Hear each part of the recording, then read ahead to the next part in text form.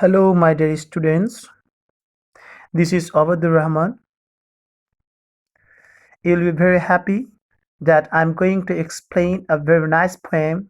The name of the poem is Sea Fever, written by John Masefield. One request is going to you all that you must be so attentive when I'm going to explain the poem.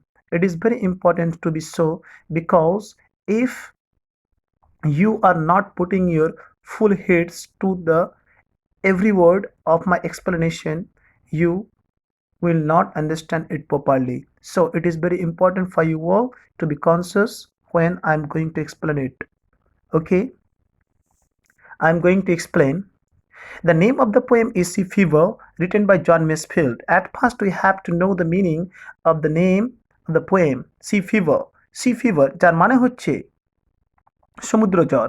তবে এখানে সমুদ্রের জ্বর না, actually সমুদ্রকে বা সমুদ্রকে দেখার বা সমুদ্র যাত্রার প্রতি যে ব্যাকুলতা বা মনের ভিতর যে গভীর ইচ্ছা, সেই ইচ্ছার কথাকে এখানে ফিভার বলা হয়েছে। তাহলে কি সমুদ্র যাত্রায় যাওয়ার জন্য কবির মধ্যে যে ব্যাকুলতা কাজ করে, যে পাগলামি কাজ করে, সেটাকে সি ফিভার বলা হয়েছে। আশা করি তোমরা বুঝে গেছো। এটা লিখেছেন জন মেসফিল্ড। জন মেসফিল্ড সম্বন্ধে জেনে নিব। জন মেসফিল্ড was an English poet, writer, and poet laureate of the United Kingdom from 1930 till his death. জন মেসফিল্ড মানে এডওয়ার্ড জন মেসফিল্ড, তিনি ছিলেন এক ইংরেজ কবি, লেখক, আর 1930 সাল থেকে শুরু করে তার মৃত্যু অবধি ইউনাইটেড কিংডমের রাজকবি হিসাবে তিনি পরিচিত ছিলেন। He is also remembered as the author of the children's novels The Midnight Folk and The Box of Delights. তাছাড়া তিনি আরও স্মরণীয় ছিলেন বাচ্চাদের উপন্যাস লেখার জন্য। সে উপন্যাসগুলো হচ্ছে the midnight folk are the box of delights. আমরা কবি সম্বন্ধে জেনে গেলাম। এবার আমরা কবিতা সম্বন্ধে জানব। The poem speaks of the excitement the poet feels at the anticipation of a sea voyage. কবিতাটা বর্ণনা করে উত্তেজনার কথা, যে উত্তেজনা কবি অনুভব করে সমুদ্র যাত্রার প্রত্যাশায়। এখানে অ্যান্টিসিপেশন তার মানে হচ্ছে ইচ্ছা বা প্রত্যাশা বা আশা। The passionate description of the seascape. Seascape মানে হচ্ছে তোমার যে জলভূমি বা সমুদ্রের যে দৃশ্য বা সমুদ্রের যে পারিপার্শ্বিক সারাউন্ডিং, সেটাকে সি স্কেপ বলা হয়েছে। তাহলে আবেগপ্রবণ বর্ণনা, কার আবেগপ্রবণ বর্ণনা? এই সমুদ্রের দৃশ্যের বা যে জলভূমির আবেগপ্রবণ বর্ণনা রিভিলস, যেটা প্রকাশ করে, কি প্রকাশ করে? দি ইটারনাল ডিজায়ার, চিরন্তন ইচ্ছাকে অফ ম্যান, মানুষের, two seek the splendour of nature, যে মানুষ প্রকৃতির সৌন্দর্যকে খুঁজে বেড়ায়। আশা করি তোমরা বুঝে গেছো এই কবিতার সম্বন্ধে। এই যে আড়াই লাইন, নিচের আড়াই লাইন পড়লাম, এটা কিন্তু কবিতার থিম। আমরা এই লাইনটুকু যদি একটু ভালোভাবে বুঝতে পারি, তাহলে আমরা কিন্তু কবিতাটা ভালোভাবে বুঝতে পারবো, খুব ইজিতে বুঝতে পারবো, সহজে বুঝতে পারবো। তো একবার আর দেখে নি নাহলে ওই লাইনটা, এই আড়াই লাইনটা। The poem speaks of the excitement the poet feels at the anticipation of a sea voice. কবিতাটা বর্ণনা করে উত্তেজনার কথা, যে উত্তেজনা কবি অনুভব করে সমুদ্র যাত্রার প্রত্যাশায়। The passionate description of the seascape, সমুদ্রভূমির আবেগপ্রবণ বর্ণনা, রিভিলস, যেটা প্রকাশ করে the eternal desire of man, মানুষের চিরন্তন ইচ্ছার কথা, to seek the splendour of nature, যে মানুষ প্রকৃতির সৌন্দর্যকে খুঁজে বেড়ায়। আশা করি তোমরা বুঝে গেছো। এবার কবিতাটা আমি এক্সপ্লেন করতে যাচ্ছি। I must go down to the seas again, to the lonely sea and the sky. আমি অবশ্যই নেমে পড়ব সমুদ্র যাত্রায় আবার। দেখো, কবি আরও একবার বলে না, কয়েকবার গিয়েছে, আগেও তিনি সমুদ্র যাত্রায় গিয়েছে, তাই বলছে যে আমি আবার যাব। আগেন ওয়ার্ডটা ইউজ করা হয়েছে। আর মাস্ট বলতে এখানে যে মডেলটা ইউজ করা হয়েছে জোর দিতে, যে এতটাই ইচ্ছা সমুদ্র যাত্রা যাওয়ার জন্য, তার ইচ্ছাকে প্রকাশ করতে এই মাস্টটাকে ব্যবহার করেছেন তিনি। আমি আবার নেমে পড়ব সেই সমুদ্র যাত্রায়, একাকী সমুদ্রে আর খোলা আকাশের নিচে। অ্যান্ড ওয়াল আই আক্স is a tall ship and a star to steer her by. আর যা চাই তা হচ্ছে একটা বড় আকারের জাহাজ আর একটা নক্ষত্র, যার সহযোগিতায় আমি তাকে সামনে এগিয়ে নিয়ে যাব বা চালিয়ে নিয়ে যাব। এখানে দেখবে যে ওয়াল ওয়ার্ডটা তোমার যা অর্থে ব্যবহার করা হয়েছে, যা মানে আর যা কিছু চাই, যা কিছুটার মানে ওয়াল বলতে যা কিছু, আর যা চাই বা যা কিছু চাই কি তা, আর আক্সড মানে এখানে চাওয়া। যা কিছু আমি চাই তা হচ্ছে একটা বড় আকারের জাহাজ আর একটা নক্ষত্র, যে নক্ষত্রের সাহায্যে আমি তাকে সামনের দিকে এগিয়ে নিয়ে যাব বা চালিয়ে সামনের দিকে এগিয়ে নিয়ে যাব। অ্যান্ড দি হুইলস কিক, আর কি চাই, চাকার ঝাঁকুনি। দেখবে যে জাহাজের একেবারে তলদেশে বা নিচে চাকা থাকে, যে চাকা জলকে কেটে সামনের দিকে জাহাজকে এগোতে সাহায্য করে, সেই চাকার কথা বলা হয়েছে।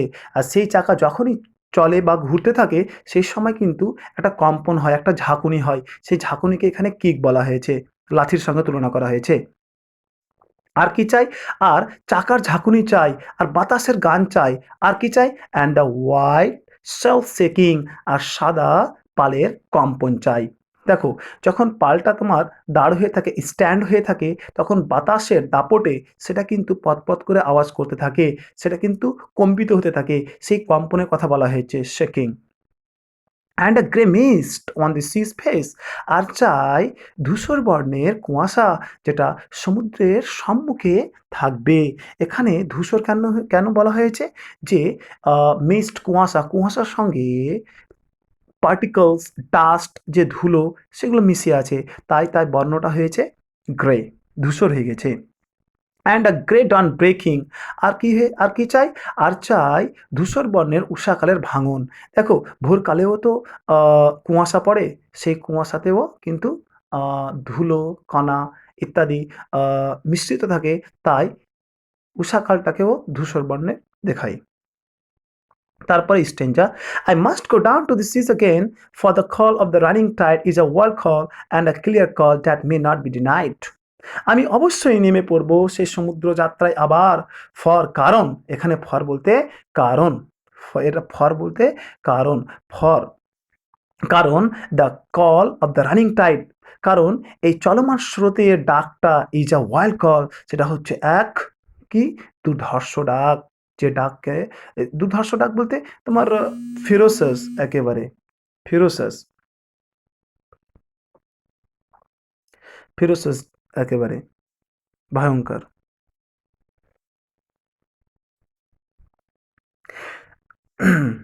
এই যে ওয়াইল্ড কল, সেটা হচ্ছে এক ভয়ঙ্কর বা দুর্ধর্ষ ডাক, অ্যান্ড আ ক্লিয়ার কল, আর সেটা হচ্ছে পরিষ্কার একটা ডাক, that may not be denied, যেটাকে অস্বীকার করা যেতে পারে না।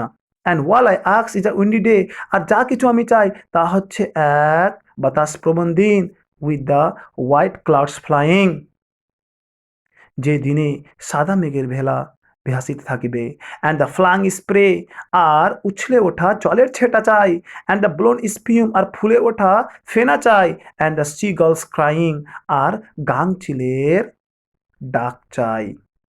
গাংচিলের কি চাই, ডাক চাই।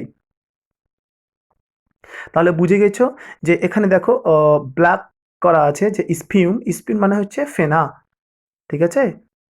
হ্যাঁ, তারপরে দেখো যে তারপরে লাইন আছে, ৪ টা লাইন আছে, সেই ৪ টা লাইনের মানে আমরা জেনে নিব। আবার দেখো সেম একটা লাইন বলছে, "I must go down to the seas again", আমি আবার সেই সমুদ্র যাত্রায় নেমে পড়ব। "To the vagrant gypsy life", সেই লক্ষ্যহীন যাযাবর জীবনে। ভ্যাগ্রান্ট মানে হচ্ছে লক্ষ্যহীন, এমলেস, সেই ভ্যাগ্রান্ট জিপসি জীবনে আমরা নেমে পড়ব। তার মানে কি, যে লক্ষ্যহীন যাযাবর জীবনে আমরা নেমে পড়ব। জিপসি মানে হচ্ছে যাযাবর, যাকে হিন্দিতে বানজারা বলা হয়, যে আমরা রাজস্থানে সবথেকে বেশি দেখতে পাই। তারপরে কোথায় দেখো, টু দ্য গার্লস ওয়ে, সেই গাংচিলের বা সেই চিলের রাস্তায় নেমে পড়বো। অ্যান্ড দ্য ওয়েলস ওয়ে, সেই তিমির রাস্তায় নেমে পড়বো। Where the wind's like a whetted knife, যেখানে বাতাসটা হবে ধারালো ছুরির মতো। এখানে দেখো অ্যাপোস্ট্রফি এস, ওটা ওটা মানে হচ্ছে ইজ, এখানে ওটা কন্ট্রাকশন ফর্ম আছে। তাহলে কি যে বাতাসটা হবে কার মতো? ধারালো ছুরির মতো। তো এখানে কিন্তু বাতাস কিন্তু কোনোদিন ধারালো হয় না, কোনোদিন ছুরিও হয় না। ওটা বেশি ঠান্ডা থাকে, তাই একেবারে হাড় কাঁপানো ঠান্ডার মতো থাকে। তাই এখানে হুইটের সঙ্গে তুলনা করা হয়েছে, ধারালোর সঙ্গে তুলনা করা হয়েছে। যে বাতাসটা থাকবে একেবারে ধারালো ছুরির মতো। And all I ask is a merry end, আর আমি যা চাই তা হচ্ছে এক মজাদার গল্প। মেরি বলতে হচ্ছে মজাদার, হ্যাপিনেস গিভিং, যেটা আমি চাই তা আমি যা চাই তা হচ্ছে এক মজাদার গল্প। ফ্রম আ লাফিং ফিলোরোভার, যে গল্প আমি চাই কার কাছ থেকে? এক হাস্যমান অন্তরঙ্গ, অন্তরঙ্গ ফিলো বলতে এখানে অন্তরঙ্গ কার কাছ থেকে? রভার, নাবিকের কাছ থেকে। অন্তরঙ্গ মানে নাবিক বন্ধুর কাছ থেকে। আর কি চাই? অ্যান্ড কোয়েট স্লিপ, আর শান্ত ঘুম চাই। অ্যান্ড আ সুইট ড্রিম, আর এক মধুর স্বপ্ন চাই। When the long tricks over, এখানেও কন্ট্রাকশন ফর্ম আছে তোমার, যে অ্যাপোস্ট্রফি দিয়ে এস আছে, তাহলে এটা ইজ। তাহলে যখন এই দীর্ঘ যাত্রাটা হয়ে যাবে শেষ, তখন আমি কি চাই? তখন শান্ত ঘুম চাই আর মধুর স্বপ্ন চাই। তাহলে এখানে ট্রিক মানে হচ্ছে জার্নি, ভয়েস, সি ভয়েসকে এখানে ট্রিক বলা হয়েছে, যাত্রার কথা বলা হয়েছে। আশা করি কবিতাটা তোমরা বুঝেছো। তোমরা কয়েকবার এটাকে শুনে নিবে, কয়েকবার। আশা করি তোমাদের প্রবলেম হবে না।